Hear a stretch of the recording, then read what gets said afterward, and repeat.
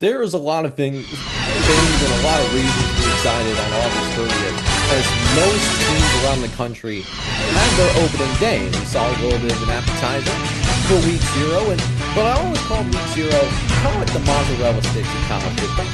Everyone loves mozzarella sticks. Everyone loves the cheese curds. But no one's ordering mozzarella sticks and cheese curds as a meal, as a main course. August 30th, on the other hand, that's the main course to start a college football season. And in particular, this game that we have that's kicking off at high noon out in the Buckeye State could be the filet mignon of the college football Saturday weekend. We have number 1 Texas going up to the Buckeye State and taking on the number 2 ranked team in the nation, according to the Redzone Sports Top 25, which is in fact the official Top 25 of college football Redzone. And we get it in Week 1. And first and foremost, shout out to both of these teams, matter of fact, because of the fact that they decided to schedule up and make this game happen. It is easy in today's college football landscape, and how we sometimes struggle quantifying strength of schedule in terms of our rankings on a yearly basis. It's easy to schedule multiple cupcakes during non-conference play, inflate that record so that you will have a better shot of making the playoff. We've seen this happen all over the sport. But Texas and Ohio State, these two teams are not backing down.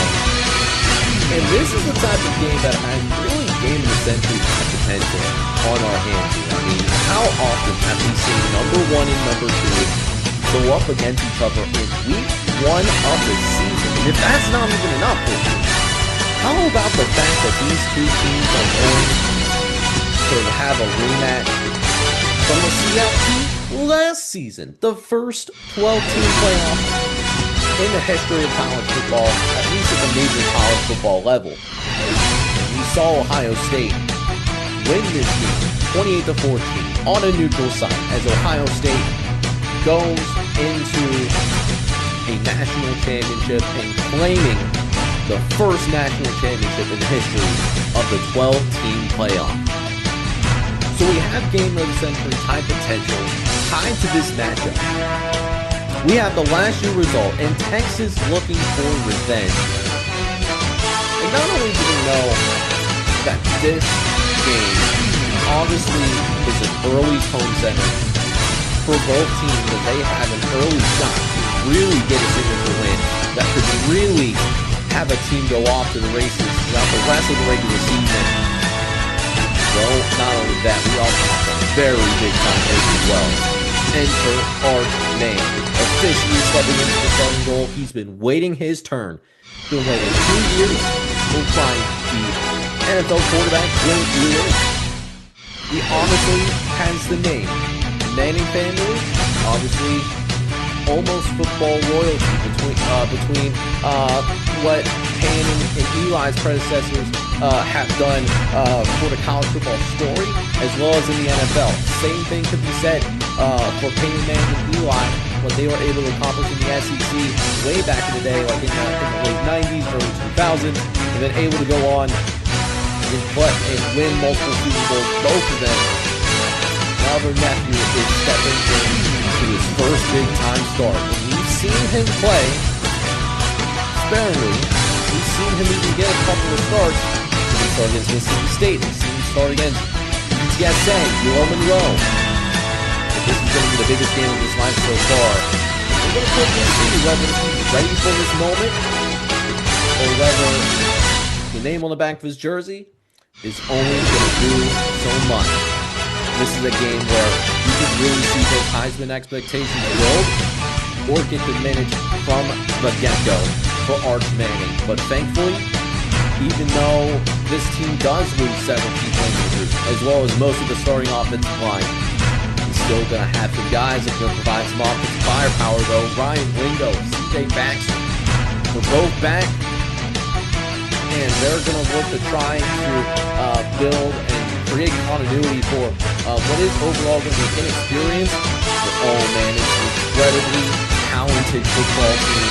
There's a reason why Texas is ranked #1 in the nation. But let's not sleep on the Ohio State Buckeyes, the defending national championship courses, as well as your home team in this game of the century type of matchup, right?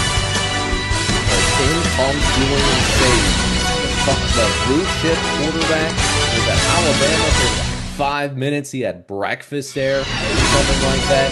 Decided that Alabama, it was not for him. It was not his style. So he goes, commits to Ohio State to be left power. And I think it's a play here or there in the college football playoff when they had that blowout against Tennessee, or they had that blowout against Oregon in the Rose Bowl. He's going to be making his very first collegiate start. And boy, what a heck of a team to make your first collegiate start up against. Playing against the #1 team in the nation. But he'll at least have the benefit of playing in his home stadium on top of a championship caliber roster that is surrounding him. Yes, I understand. Both Texas and Ohio State, according to the Bill Connolly and his return production matrix, they're both sitting in the 80s. They're both not returning a ton. But these are one of the few programs in the country at the same time where they just turned it into an NFL factory. So both sides coming with some inexperience, but both teams coming with an incredible upside, but also a lot of variance as well. I mean, you think of all the inexperience on both rosters, there's a lot of ways that this game could go. Yes, let's take a look at the model right now, just kind of take a look at what the betting markets are thinking, what our internal metrics are thinking. So Ohio State, according to FanDuel, is ranked as a 2.5-point favorite. They're at home against the Texas Longhorns. We're a notch higher on the Buckeyes right now. We have them as a 3.5-point favorite. All things being considered, if this was on a neutral site field, this is a pick game. That's how close these two teams are in the eyes of the model. It could really go in either direction. And as we mentioned, there's a large variation of outcomes.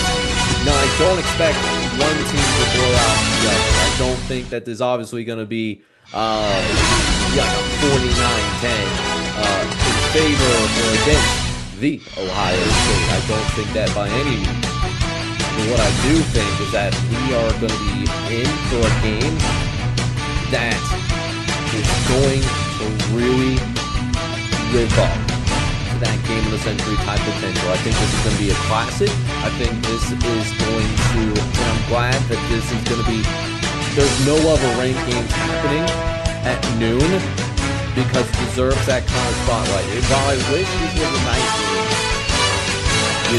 at the same time, there's not much that we can do about it. So, what I think this comes down to? I think it comes down to primarily two factors at the end of the day. One, I do think that while the horseshoe, I think is a tad overrated in terms of hostile environments, I still think that is an incredibly difficult place to go in football games. I truly do believe that about the horseshoe. But then not only does Ohio State get the benefit of playing in their home stadium and being comfortable in their own building, at the same time as well, Ryan Day now has a national championship pedigree. And because he now has that national championship pedigree, I'm willing to give Ohio State a little bit more of that benefit of the doubt versus Steve Sarkisian, who has really turned that Texas program around. Texas, you think about them 4 or 5 years ago, this is a Texas program that consistently disappointed year in and year out. And Sark has them turned around, and he deserves all the credit in the world. But he hasn't won against the elite programs in college football. He hasn't done that yet. You got to think about what he did just last year alone. He had 2 shots against Georgia. Couldn't beat Georgia. And that's even with Georgia breaking in backup quarterback in the middle of the game. You also had Ohio State on the neutral side. They couldn't get that done either. Last year's playoff went up against, Washington. Washington in the 14 playoff 2 years ago. And they couldn't get it done against Washington, even though Texas had the higher caliber of roster. They couldn't get it done against the Washington Huskies. So, because of that home field advantage, and also because I am giving Ryan Day a little bit more of that benefit of the doubt, I am going to say that Ohio State wins this game, And when we do see a new poll in Redzone Sports Top 25, we're going to see a number 1 by that Ohio State name. I can guarantee you that, because if you're number 2 and you beat the number 1 team in the nation, regardless of whether it's at home or on the road or a neutral site, there is no argument for who will be the number 1 team in the nation. This should decide early on who's the best team in the country going into week number 2. I genuinely believe it's obviously that kind of game on our hands. And so I think Ohio State does get it done and win by a final score of 31-27 in favor of the Ohio State University.